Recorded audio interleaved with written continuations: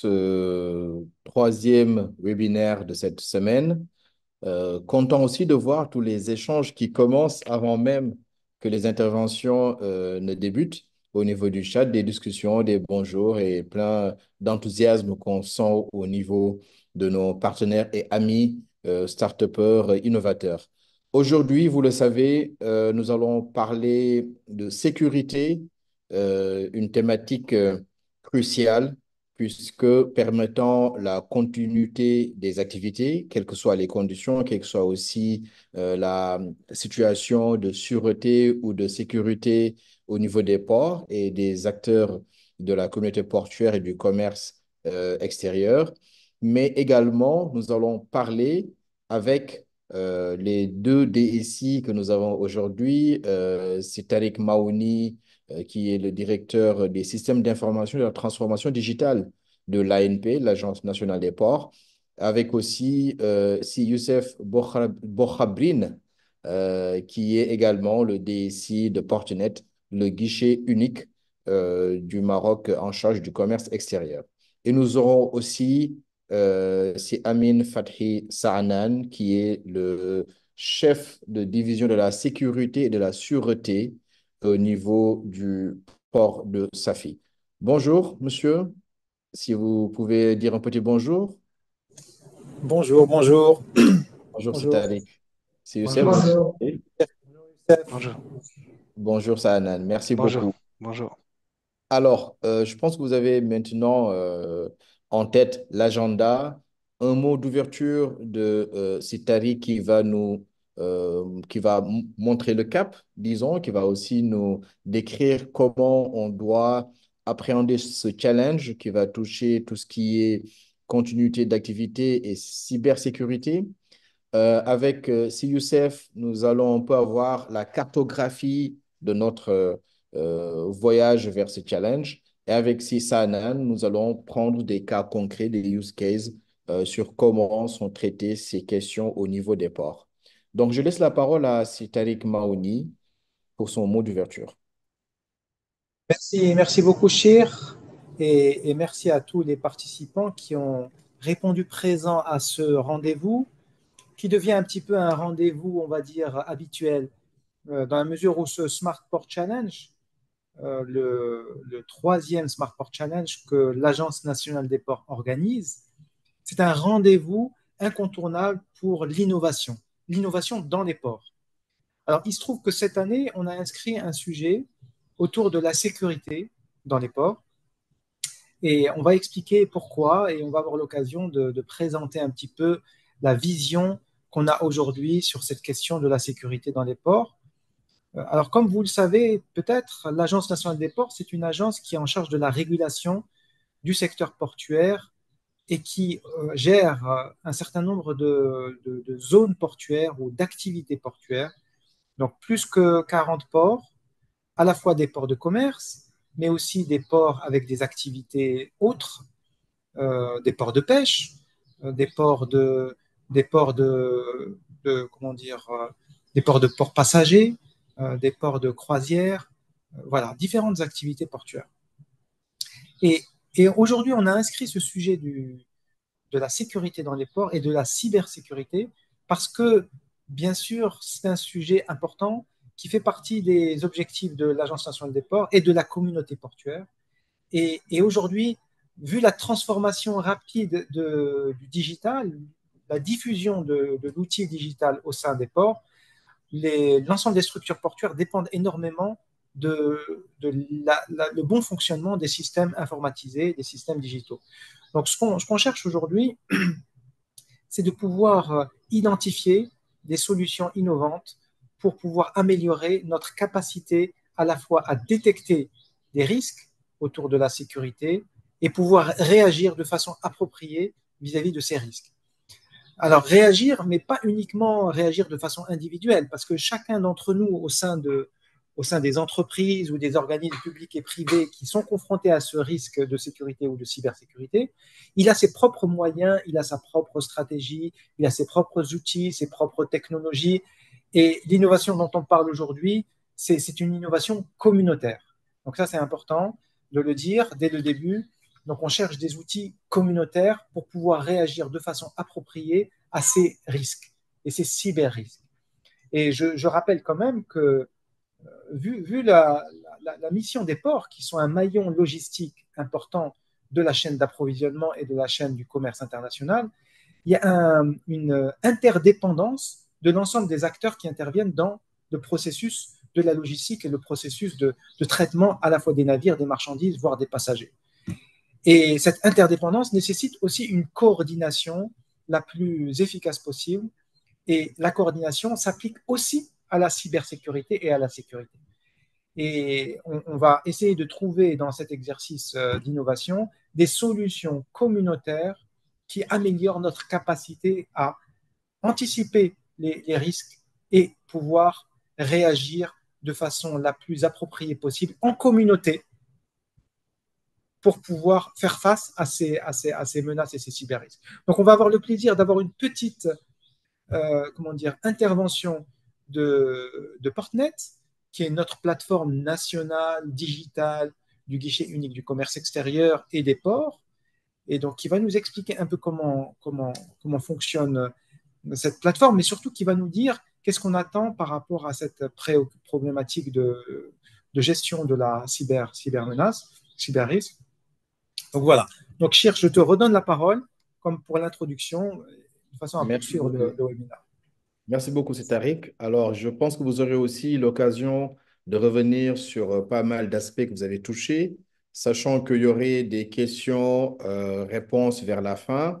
Mais vous avez mis le doigt sur quelque chose de très pertinent, à savoir, il y a une multitude d'acteurs, donc une interconnexion très forte entre la communauté portuaire et du commerce extérieur, ce qui amène à une coordination par rapport à la prise en charge et à l'anticipation par rapport aux risques cyber. Et je pense que, comme vous l'avez dit, CUCF pourra, en tout cas, de façon beaucoup plus détaillée, nous décrire cette cartographie et comment tous les acteurs peuvent, main dans la main, pouvoir aller vers ce sens. Donc, si Youssef Bokhabrine, je rappelle que vous êtes le DSI de Portnet. À vous la parole, vous pouvez partager et puis on pourra découvrir ce que vous nous réservez. Merci bien. Merci cher, merci aussi Tarek pour cette introduction. En fait, je vais lancer une petite présentation qui va schématiser un peu ce qu'a dit Tarek, parce qu'en fait, dans un premier temps, ce qu'on a dans l'esprit, c'est en fait c'est les ports.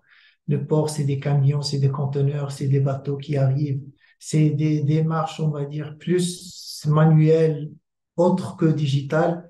Donc, peut-être qu'on aurait du mal à comprendre pourquoi on parle de cybersécurité au niveau des ports. Donc, en fait, les ports, que ce soit au Maroc ou que ce soit partout au monde, ils sont vraiment au cœur d'une transformation digitale. Il y a en fait ce qu'on appelle avant la transformation numérique ou l'introduction des PCS et des guichets uniques. En fait, il y avait une multitude d'intervenants au niveau des ports qui interagissaient plus de façon, on va dire, physique, papier, téléphone et autres. Et ça créait énormément on va dire, de lenteur au niveau des différentes démarches administratives et portuaires. Donc, il y a eu après l'avènement de ce qu'on appelle les guichets uniques. Par exemple, au niveau du Maroc, c'est Portnet qui a été bâti sur ce qu'on appelle un PCS, c'est le Port Community System. C'est ce qui va faire, c'est le système qui va faire interconnecter tous les intervenants qui sont au niveau du port et plus général au niveau du commerce extérieur. Donc, au Maroc, avec Portnet, ça a donné le développement d'un PCS et d'un guichet unique, ce qui a apporté plein d'avantages, comme la simplification des procédures, la transparence de l'information, l'amélioration de la productivité et aussi établissement des indicateurs de performance de la communauté. En fait, là, on est passé d'un mode, on va dire, physique, manuel, vers un mode où c'est des systèmes qui interchangent entre eux et qui communiquent entre eux à travers des flux, des API, des web services. Donc là, on est vraiment passé dans un monde, on va dire, digital, et là, on passe vraiment vers des menaces qui sont plus de cybersécurité.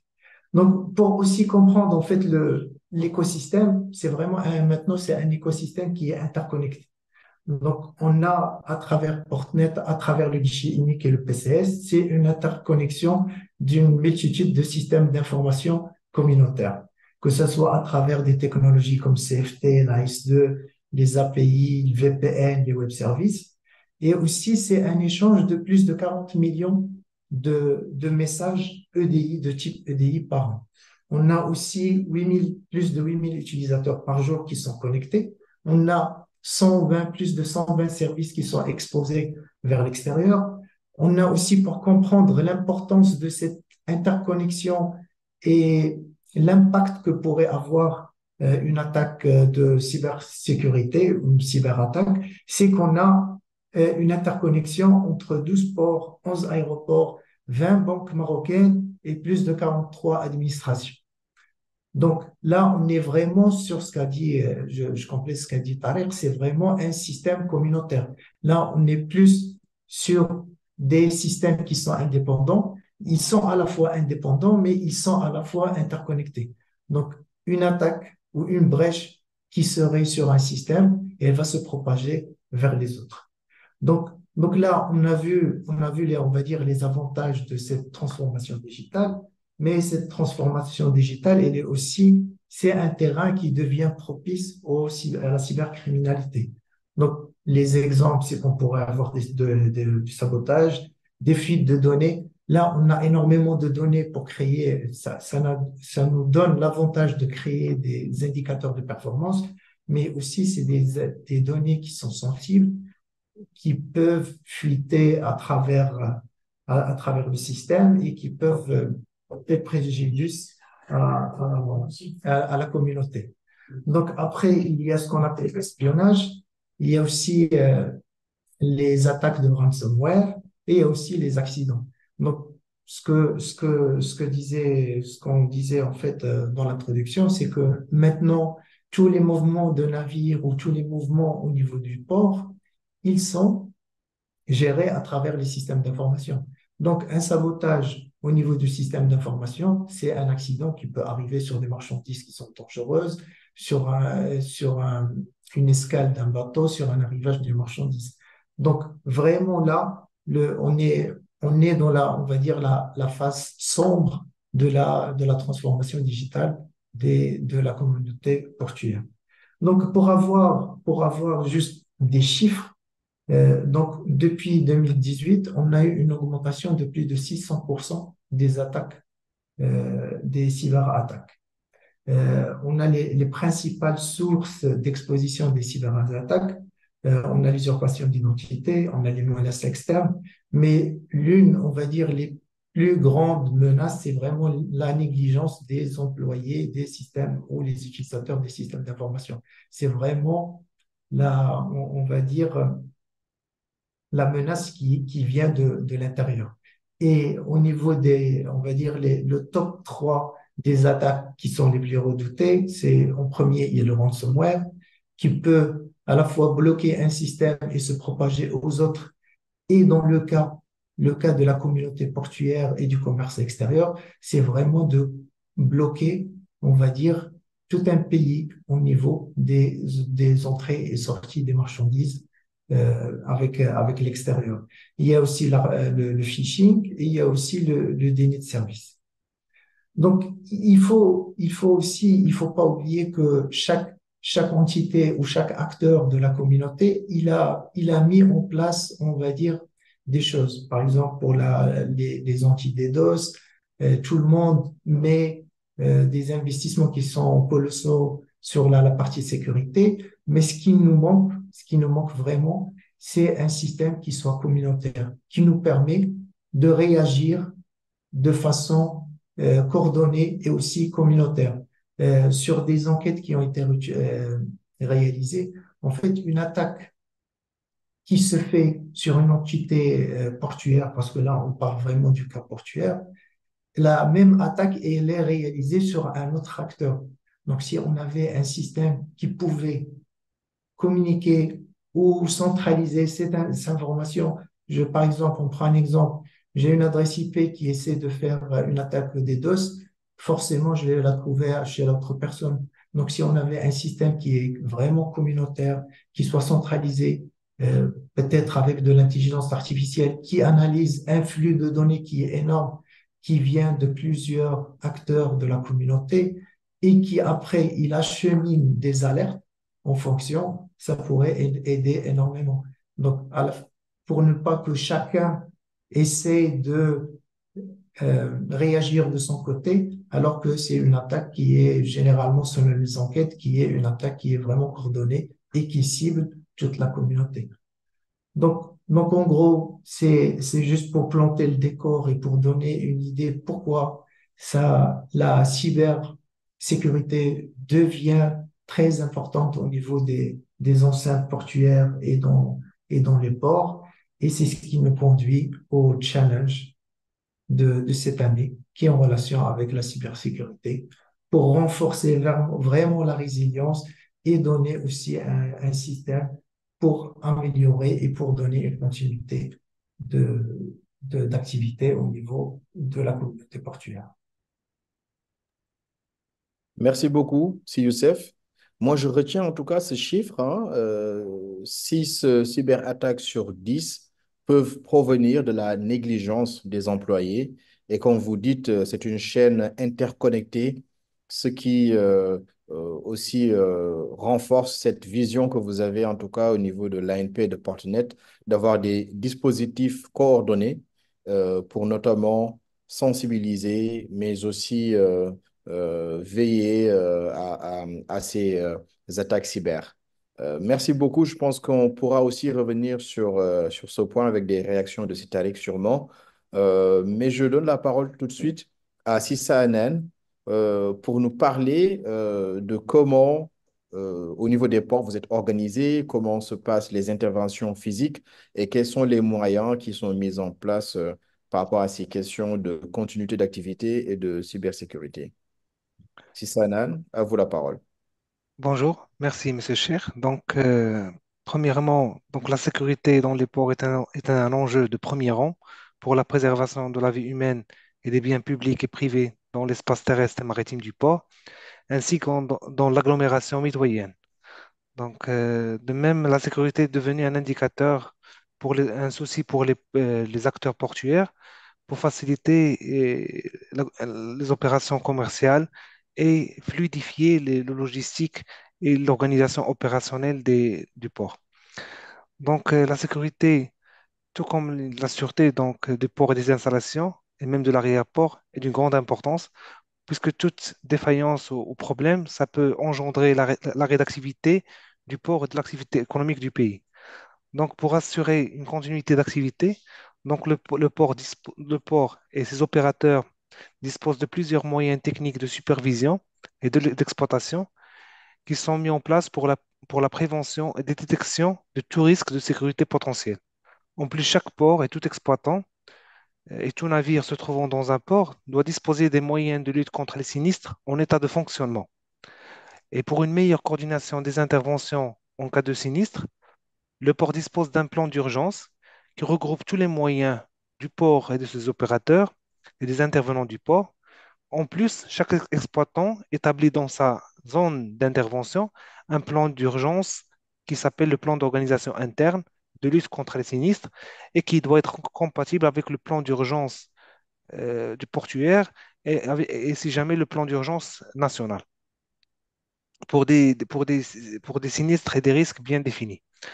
Au moment d'une situation de crise ou la survenance d'un sinistre chez un exploitant ou dans une zone portuaire, le déploiement efficace, classique des moyens d'intervention disponibles dans le port et avec leur mutualisation est une priorité en situation délicate, est une priorité de tous les intervenants.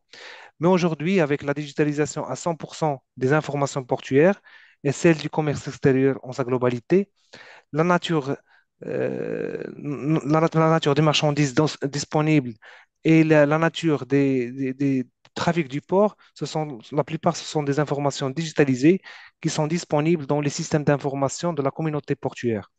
Donc, au moment de prise de décision, en cas de situation de crise, l'accès d'une façon mobile, d'une façon numérique aux informations disponibles au système d'information de la communauté portuaire est une étape cruciale pour la prise de décision et pour l'organisation des situations des équipes de secours. Mais l'accès à ces informations et la mutualisation de l'ensemble des moyens des opérateurs présentent un grand risque de cybersécurité. Donc, la plupart des systèmes d'information des opérateurs sont fermés, mais l'interchangeabilité présente un risque. Donc, si jamais les équipes d'intervention, que ce soit au niveau des opérateurs ou au niveau des autorités du port ou même des administrations publiques, ne disposent pas de ces informations au moment important, ça peut engendrer, met en péril toute l'intervention et ça peut présenter un grand risque pour le port et la communauté. Donc aujourd'hui, la protection des systèmes d'information de chaque opérateur dans son niveau présente un risque pour l'intervention en cas de sinistre. Donc, c'est ça le souci, l'intérêt de ce challenge, c'est à quel niveau on peut sécuriser l'interchangeabilité des informations entre les intervenants portuaires pour permettre une accessibilité plus efficace aux informations nautiques, aux informations de marchandises, aux informations des opérateurs existants au port. Et merci. Merci beaucoup, Sissa Hanan. Ce que j'ai compris, en tout cas, et j'espère aussi que les participants ont bien entendu votre message, c'est que en cas d'attaque cyber venant d'un tiers membre de la communauté, cela pourrait notamment gripper la machine portuaire. Cela aura des incidences sur la continuité d'activité sur le plan maritime et terrestre. Est-ce que peut-être vous aurez quelques cas ou en tout cas peut-être nous décrire comment cela pourra affecter les activités au niveau du port? Parce que même hier, quand on parlait de performance, on se disait que je vais dire, tout arrêt d'activité du port a un impact significatif sur l'économie du pays. Ou bien si peut-être si Tariq ou Youssef, vous pourrez Donc, réagir sur ce point qui me semble important par rapport à la compréhension des attentes. donc, Oui, Amine, tu veux répondre? Oui, Youssef. Oui, mon premier point de vue, ça concerne en cas de situation de crise. Donc, on a tous les moyens classiques qui sont disponibles au port, qui sont facilement déployables.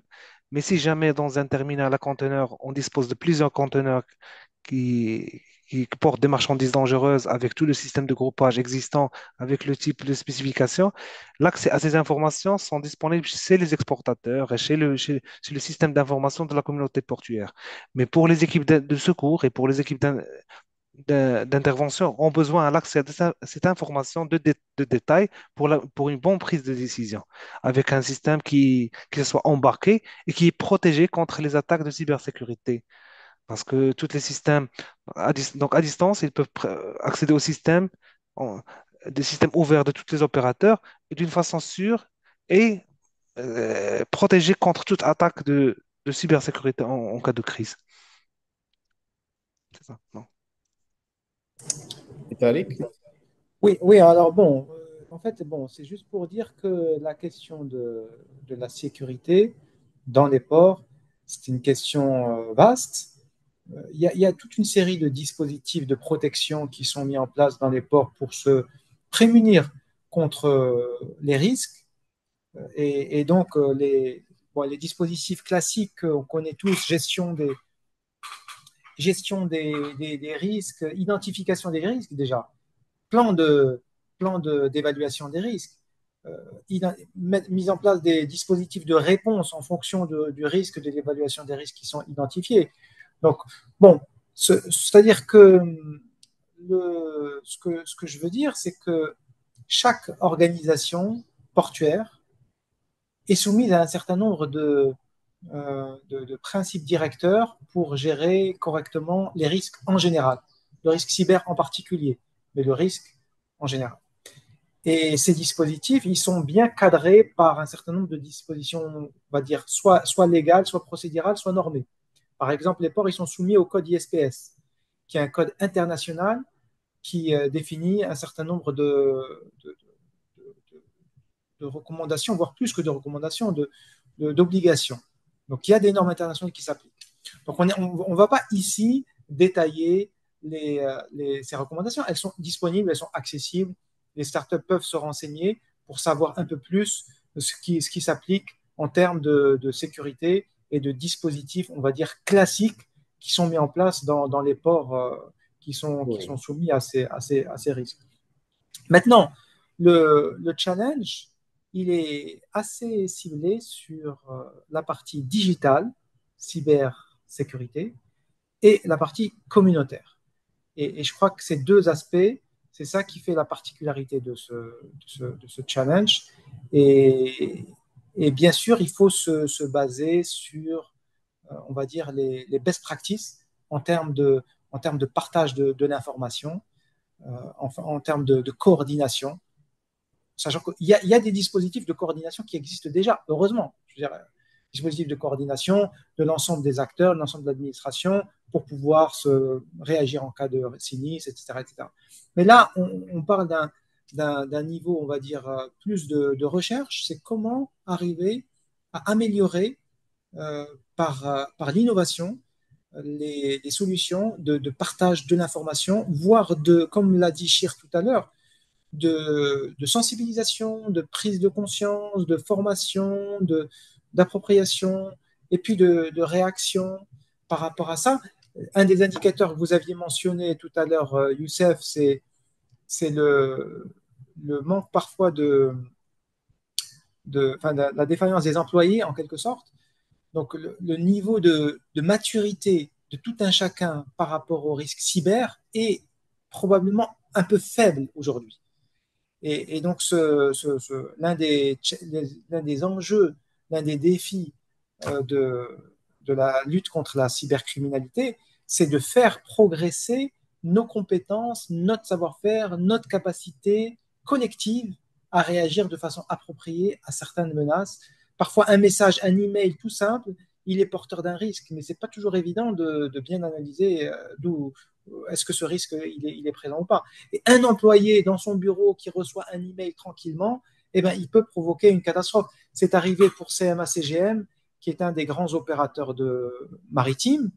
Ils ont arrêté toute l'activité pendant des semaines, à cause d'un message, d'un email qui a été reçu par un employé qui a cliqué au mauvais endroit et qui a provoqué la catastrophe générale sur l'ensemble de l'activité.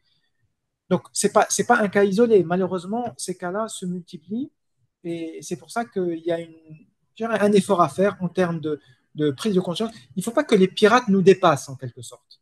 Il faut qu'on soit ahead of the line. Et ce n'est pas uniquement une question technique. C'est une question aussi comment dire, de connaissances, de compétences, de sensibilisation, de capacité d'appropriation pour pouvoir bien connaître la nature de ces risques et se protéger correctement, à chacun à son niveau, en fonction de son job. Oui. Merci Citaric. Et par la même occasion, vous avez répondu à une question qui touchait les plans d'urgence coordonnés. Si Youssef, vous avez une réaction par rapport à ces points avant qu'on ne passe à la petite séance questions-réponses? Sur ce point-là, je reviens en fait à ce qu'a dit Tarek et sur la négligence des employés et vis-à-vis de la réception des emails. En fait, là aussi, ça pourrait être intéressant d'avoir des solutions qui scrutent les mails, qui regardent les mails qui sont, on va dire, suspects et qui arrivent chez toute la communauté, qui les centralisent. Il faut vraiment qu'on pense de façon communautaire. Parce que de toutes les façons, un mail, par exemple, je prends l'exemple d'un armateur qui va recevoir un mail avec une adresse Portnet, il va pas être suspicieux. Il va se dire, bon, c'est le guichet unique qui communique avec moi, alors qu'on peut usurper facilement. Il faut juste changer le point .erar avec le point .com ou un autre un autre préfixe et il peut tomber dans le panneau. Donc, c'est vraiment, c'est peut-être qu'il faut mettre aussi l'accent sur cette partie-là. C'est le fait d'avoir une négligence, on va dire qu'elle est humaine, qui est à peu près normale, mais qu'il faut l'aider avec d'autres outils qui seraient plus performants, basés sur de l'intelligence artificielle, qui guiderait les utilisateurs face à ces risques-là. Oui, merci beaucoup, c'est Youssef. Alors, je prends une question rapidement, une question de Sofiane qui pose la question telle quelle. Alors, est-ce que vous avez des scénarios euh, qui permettent aux employés de se prémunir quand il y a un ransomware ou du phishing? Et également, est-ce que les opérateurs sont éduqués par rapport aux bonnes pratiques de sécurité et de privacy? Ou bien est-ce que potentiellement leur solution devrait être beaucoup plus tournée vers ce type d'innovation, disons? Alors, est-ce qu'il y a des scénarios pour réagir en cas Oui, on va dire, chaque organisation met en place des dispositifs de protection contre les risques de cybersécurité. Et ça, c'est heureusement. Et c'est indispensable. Et d'ailleurs, on encourage à toutes les organisations qui n'ont pas encore fait d'aller dans cette voie rapidement parce que effectivement, c'est un sujet majeur de préoccupation aujourd'hui de l'ensemble de la communauté. Il faut investir sur ces questions-là, il faut mettre en place des scénarios, il faut former, sensibiliser les utilisateurs sur les risques et pouvoir les guider par rapport à ça. Donc, ça c'est vrai que c'est quelque chose qui existe. Donc maintenant, est-ce qu'on ne peut pas aller au-delà de tout ça? Est-ce qu'on ne peut pas faire mieux ensemble? C'est un peu Oui, ça l'idée de ce challenge. Est-ce qu'on ne peut pas diffuser certaines idées simples pour pouvoir réagir de façon appropriée à des risques qui sont parfois un petit peu sophistiqués? Parce que la sophistication, elle finit par nous faire peur et on se dit, bon, ben, il y a cette difficulté quelque part. Les comment dire, les cyberattaquants, ils ont réfléchi à tout un ensemble de choses et donc, du coup, nous, on se retrouve pris au dépourvu par rapport à ce genre de risque. Et donc, il faut pouvoir se former et s'informer sur la façon de réagir de façon appropriée. Rien de mieux que d'en discuter en communauté. On a un intérêt commun à oui, réagir de façon appropriée. Le problème souvent dans ces histoires de cybersécurité, c'est que on n'ose pas partager de l'information. Ça aussi, il faut qu'on arrive à un petit peu dépasser ce sujet parce que on ne veut pas trop exposer nos faiblesses. On ne veut pas trop annoncer qu'on a. D'ailleurs, en général, personne ne dit qu'il a été piraté. Hein. Ça, c'est un truc. C'est quelque chose qui ne va pas être divulgué pour des questions, on va dire, d'image, pour des questions de notoriété, pour des questions. Mais à un moment donné, c'est ce qui s'est passé pour ces matchs. Ils étaient obligés de le dire. C'était bloqué. Tout était oui. bloqué. Donc, plutôt que d'attendre la situation catastrophique de blocage total, il faut commencer à travailler en communauté sur ces questions de cybersécurité. Nous, en fait, nous, on a à l'ANP, on fait partie des organisations au Maroc qui gèrent des infrastructures d'importance vitale, les ports. C'est le cas aussi des aéroports, c'est le cas des hôpitaux, c'est le cas d'un certain nombre d'infrastructures comme ça qui sont, qui sont importantes. Donc, du coup, il faut pouvoir les protéger. Il faut pouvoir agir de façon appropriée pour protéger Parfait. voilà. Donc, on espère au travers de l'innovation et des idées des startups qu'il y aura des idées très intéressantes qui vont émerger et qui vont permettre de développer une collaboration fructueuse autour de ces questions de protection et de cyberdéfense. Parfait. Merci, Tariq. On l'aura compris, il ne s'agit pas juste d'avoir son bouclier à lui tout seul, mais le challenge, c'est comment, à l'unisson, se prémunir de ces attaques. Une autre question, est-ce qu'il existe un système de gestion globale des risques à l'exemple de la norme ISO 31000 qui pourrait réagir? Sinon, si c'est une question qui peut être notée pour la semaine prochaine, le lundi, je rappelle, le lundi 15, on aura le webinaire dédié aux questions-réponses sur toutes les thématiques. Alors, sur cette norme de gestion des risques, effectivement, elle existe, ça fait partie des choses qui sont, des outils qui sont à la disposition de la communauté pour pouvoir implémenter des best practices en termes de gestion des risques. Bon, chacun peut implémenter à son niveau ce dispositif de gestion des risques, et d'ailleurs, c'est assez recommandé de le faire. Maintenant, est-ce que, je ne sais pas, la question précisément, c'est quoi finalement?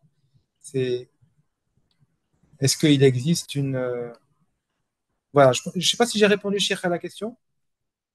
Oui, alors la question de Majd, c'est au-delà du risque cybersécurité, y a-t-il un système de gestion? Vous avez dit oui, donc je pense que peut-être on peut passer aux autres questions parce qu'on est un peu pris par le temps également.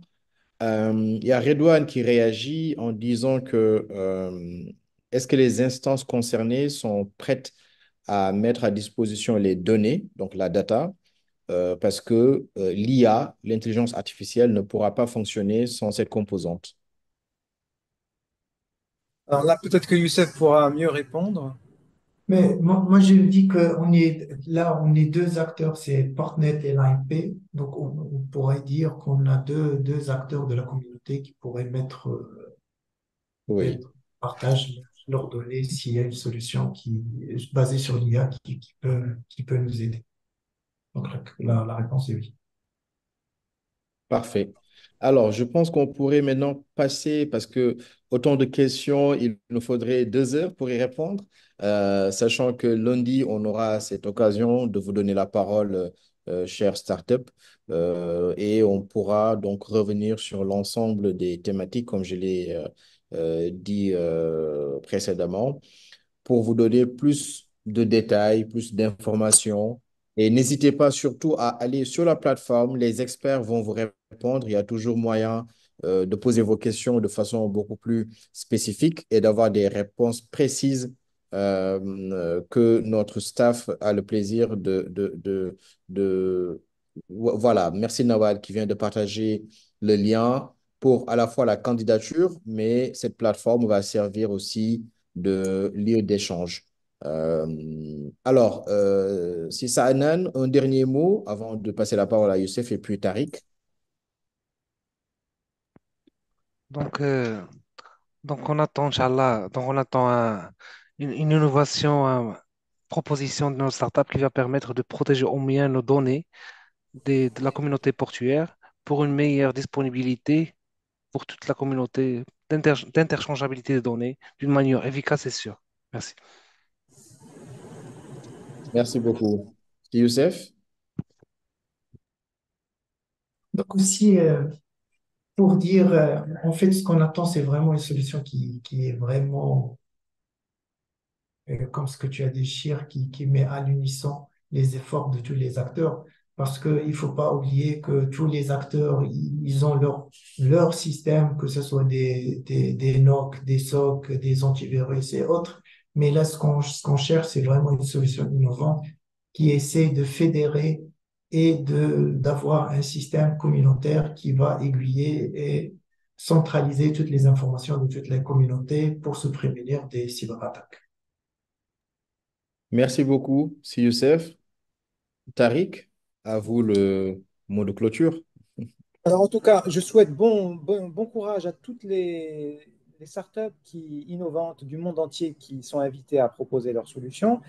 Et je leur dis une chose, c'est que si jamais cette solution fonctionne bien dans la communauté marocaine, elle pourra avoir des opportunités extraordinaires dans beaucoup d'autres contextes et dans beaucoup d'autres pays.